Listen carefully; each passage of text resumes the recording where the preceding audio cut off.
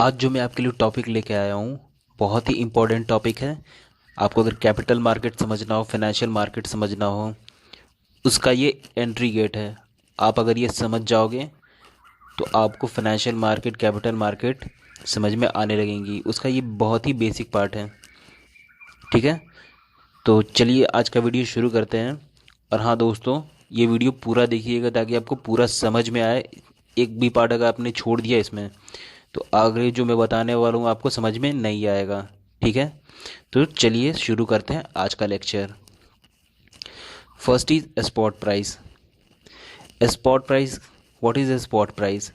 Spot price is nothing but market price of current date. ठीक है, market price of current, आज के date पे जो मार्केट प्राइस है उसको कहते हैं हमें स्पॉट प्राइस। ठीक है, और इसमें क्या होता है, इसमें जो एसेट होता है वो इमीडिएटली बाई कर लिया जाता है या फिर सोल्ड कर लिया जाता है, और पेमेंट और डिलीवरी भी हाथों हाथ हो जाती है। ठीक है, तो ये होता है आपका spot price. Next is forward contract. बहुत इंपॉर्टेंट है, इसको अच्छे से समझिएगा। फॉरवर्ड कॉन्ट्रैक्ट क्या होता है? फॉरवर्ड कॉन्ट्रैक्ट एक नॉन स्टैंडर्डाइज कॉन्ट्रैक्ट होता है बिटवीन टू पार्टी। दो पार्टी के बीच में, ए और बी ये पार्टी है, इन दोनों के बीच में कॉन्ट्रैक्ट होता है टू बाई और सेल एन एसेट। कोई एक एसेट होगा, उसको बाई या सेल करने के लिए एक कॉन्ट्रैक्ट होगा। उसमें एक फ्यूचर डेट दिया जाएगा जिसमें कि डिलीवरी होनी है, और एक फिक्स्ड प्राइस जो कि दोनों पार्टी एग्री करती हैं वो होता है। ठीक है, ये तो आप जैसे कि मैंने आपको बताया था कि एक डेरिवेटिव होता है, वो अपना प्राइस कहाँ से डिराइव करता है? वो एक अंडरलाइंग एसेट से। ठीक है, तो ये एसेट है, इससे ये प्राइस इसकी डिसाइड होती है फॉरवर्ड कॉन्ट्रैक्ट की। This is why it is also a derivative instrument. ठीक है, अब इसको अच्छे से समझने की कोशिश करते हैं। राधा एक फार्मर है। ठीक है, राधा एक फार्मर है, ये आलू की खेती करती है। ठीक है, और ये लेज इंडस्ट्री है। आपको पता ही होगा लेज इंडस्ट्री क्या क्या बनाती है? चिप्स बनाती है। ठीक है, अब देखिए हुआ क्या कि 2007 में जो पर क्विंटल आलू के दाम थे वो कितने थे? 1000 थे। पर क्विंटल कितने दाम थे? 1000 दाम थे। आप यहाँ देख सकते हो। और ऐसा है ना कि जो राधा है वो फार्मिंग करती है, खेतों में आलू उगाती है, तो उसको कुछ कॉस्ट पड़ती होगी, कुछ न कुछ तो कॉस्ट पड़ती होगी ना उसको। तो कॉस्ट उसकी 1500 के करीब पड़ती है। ठीक है, 1500 के करीब उसको कॉस्ट पड़ती है फार्मिंग करने में। पर क्विंटल आलू उगाने में उसको कॉस्ट पड़ती है 1500। तो उसको कॉस्ट, अगर वो बेचेगी तो उसको कॉस्ट तो कवर करना पड़ेगा ना। मतलब 1500 जो उसने एक क्विंटल आलू उगाने के लिए 1500 रुपये खर्च किए, वो उसका कॉस्ट है, उसको तो रिकवर करना पड़ेगा ना उसको। तो अगर वो मार्केट में जाके बेचती है तो उसको प्राइस तो उससे ज़्यादा मिलनी चाहिए ना। अगर नहीं मिलेगी तो क्या होगा? प्राइस अगर इससे लो होगी तो लॉस होगा। तो आप देख सकते हो कि यहाँ पे अगर 1500 रुपये से अगर प्राइजेस आलू के नीचे आते हैं पर क्विंटल तो राधा को लॉस होता है। ठीक उसी तरह लेज इंडस्ट्री है। लेज इंडस्ट्री क्या करती है? आलू खरीदती है किसानों से और चिप्स बना के बेचती है। ठीक है, और उसका क्या है ना कि उसको अगर 2000 पर क्विंटल से ज़्यादा का प्राइस का आलू अगर वो खरीदती है इंडस्ट्री, तो उसको लॉस होता है। ठीक है, तो जो लेस बनाने की कंपनी है वो अगर 2000 रुपये पर क्विंटल से ज़्यादा का प्राइस अगर आलू के लिए पे करती है तो उसको लॉस होने लगता है। ठीक है, तो आप यहाँ देख रहे हो 2000 में मार्केट प्राइस क्या थी? 2000 में मार्केट प्राइस थी 1000। कितनी थी? 1000। तो अब देख सकते हो कि यहाँ पे राधा को कितने चाहिए थे? मिनिमम तो चाहिए थे 1500, लेकिन मार्केट में उसका मिला 1000। तो ये जो 500 रुपये है, राधा को 500 रुपये का लॉस हो गया 2017 में। अब आ जाइए 2018 में। 2018 में क्या होता है? 2018 में प्राइस एकदम से बढ़ जाते हैं। बढ़ के कितने हो जाते हैं? 2500। आप यहाँ देख सकते हो 2500 बढ़ जाते हैं। ऐसे में तो राधा को तो फ़ायदा हो जाता है, बट ये जो लेज इंडस्ट्री है उसको लॉस हो जाता है कितने का, 500 रुपये का लॉस हो जाता है लेज इंडस्ट्री को। ठीक है, अब आते हैं 2019 में।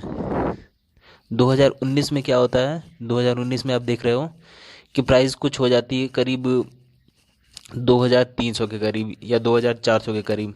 ठीक है, तो ऐसे में क्या होता है, ऐसे में फिर जो लेज इंडस्ट्री है उसको हो जाता है 400 रुपये का लॉस हो रहा है ना, या 400 रुपये का लॉस।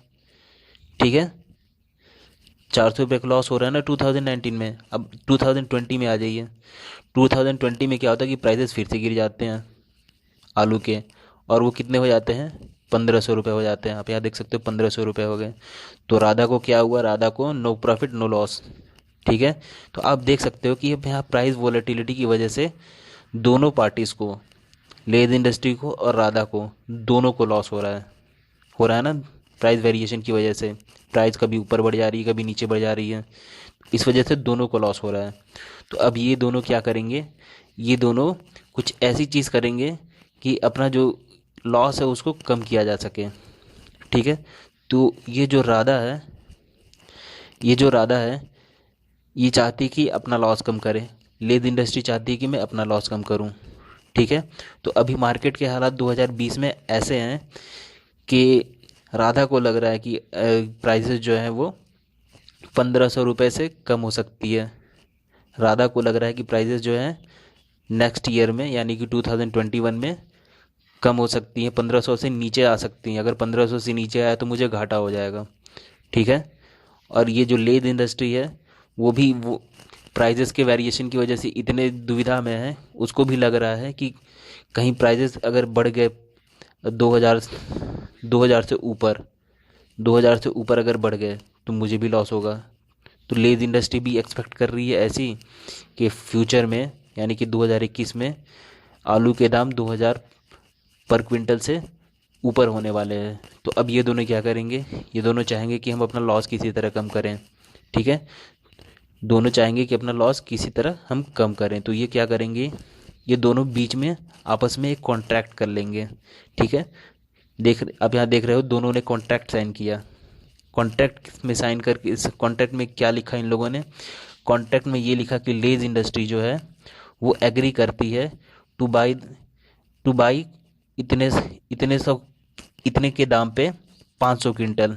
ठीक है, क्वांटिटी यहाँ पे 500 क्विंटल इस दाम पे बाई करेगी। कॉन्ट्रैक्ट कब हुआ, कॉन्ट्रैक्ट 9 नवंबर 2020 को हुआ। डिलीवरी डेट कब रखी गई, 10 फरवरी 2021 को। ठीक है, तो ये इन दोनों ने बीच में आपस में कॉन्ट्रैक्ट कर लिया और एक बीच की प्राइस रख ली। ठीक है, ताकि दोनों को लॉस ना हो। तो आप यहाँ देख सकते हो 1700 का प्राइस है, वो 1500 से ऊपर है और ये 2000 से नीचे है।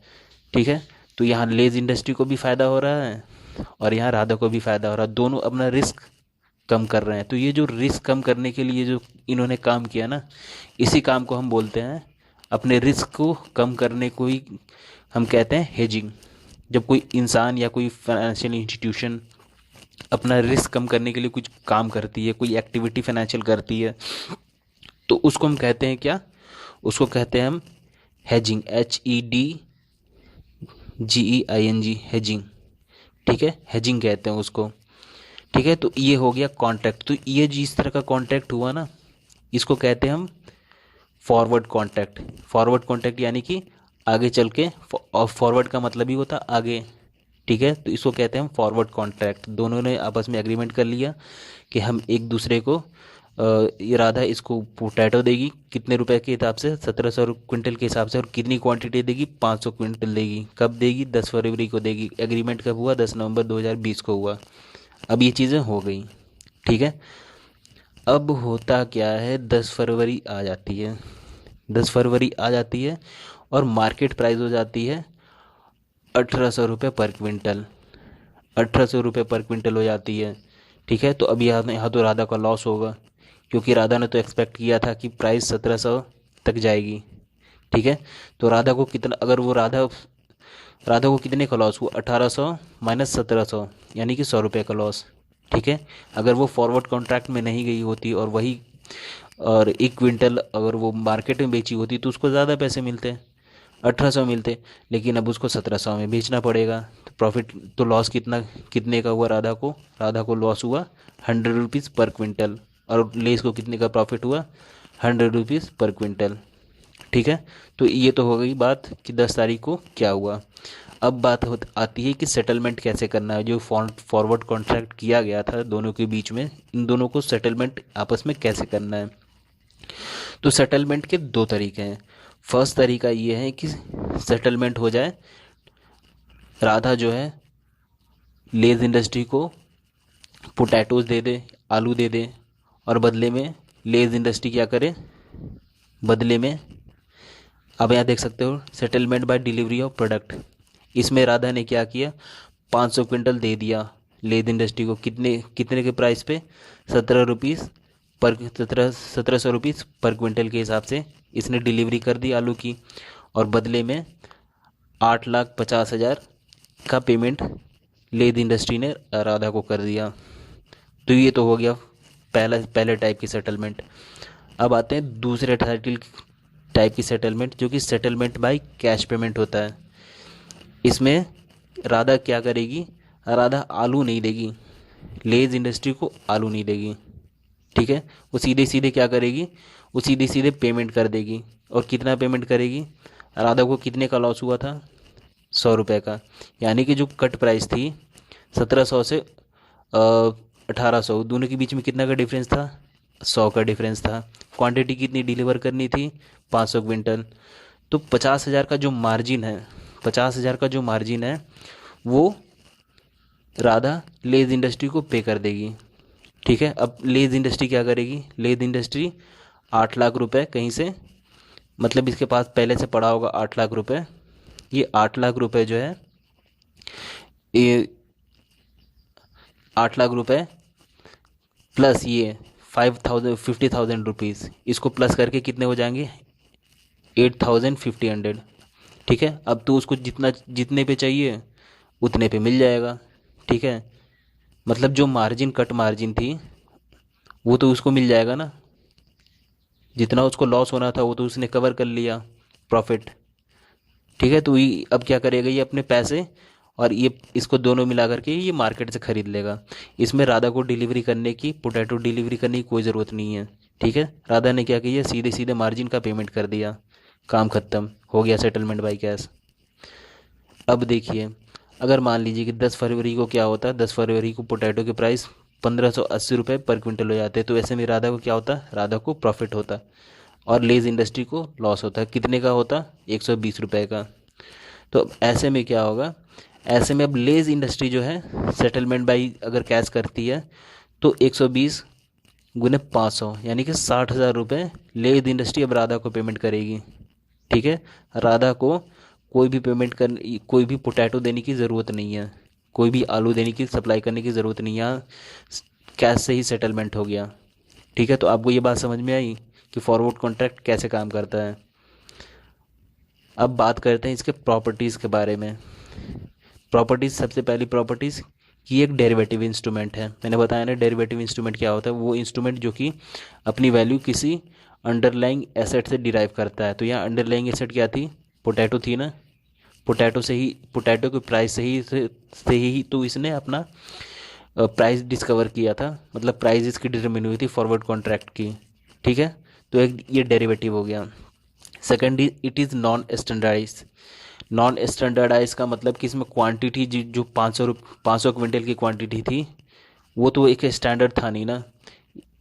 राधा और लेज दोनों आपस में किसी भी क्वांटिटी में कॉन्ट्रैक्ट कर सकते थे। ठीक है। तो यहाँ पे कोई स्टैंडर्डाइजेशन नहीं था कि आपको 1,000 क्वांटिटी का स्टैंडर्ड बना के चलना है कि 1,000 क्वांटिटी के यूनिट में ही आप ट्रेड कर सकते हो। बिल्कुल नहीं, आपका जितना मन है आप उतने में ट्रेड करो, आपको यहाँ पे कोई यूनिट में डिवीज़न नहीं होना है। ठीक है। तो ये एक नॉन स्टैंडर्डाइज होता है ये।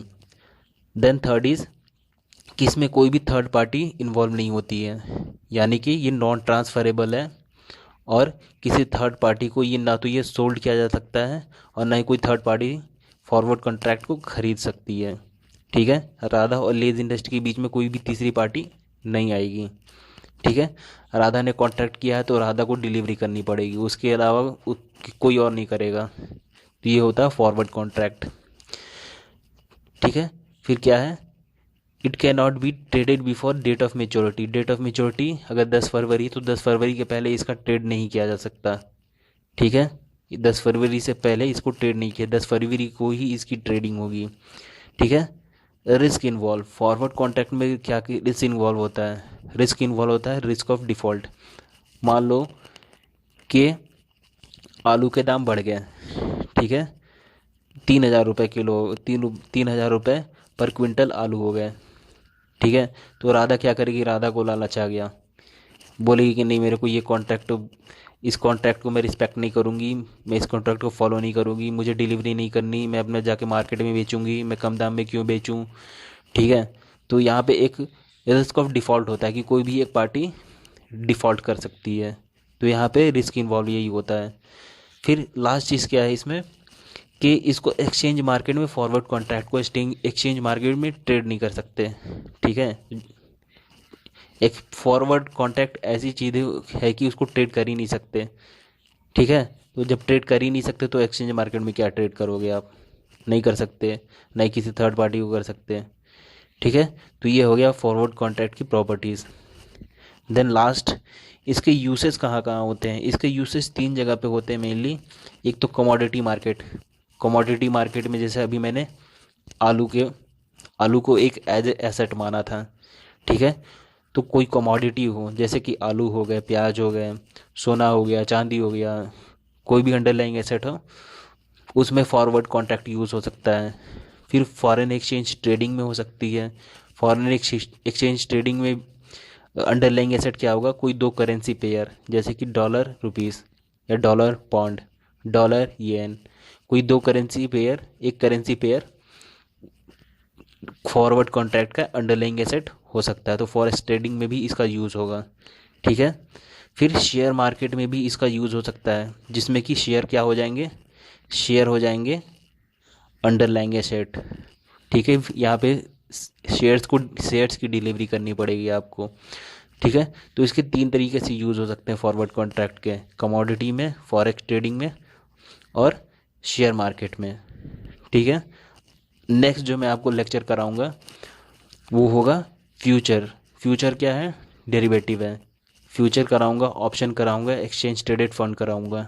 ठीक है। अभी के लिए इतना ही। कोई अगर डाउट आ रहा हो तो प्लीज़ कमेंट बॉक्स में जाके पूछें, और अच्छा लगा हो वीडियो तो ज़रूर लाइक करें। ठीक है।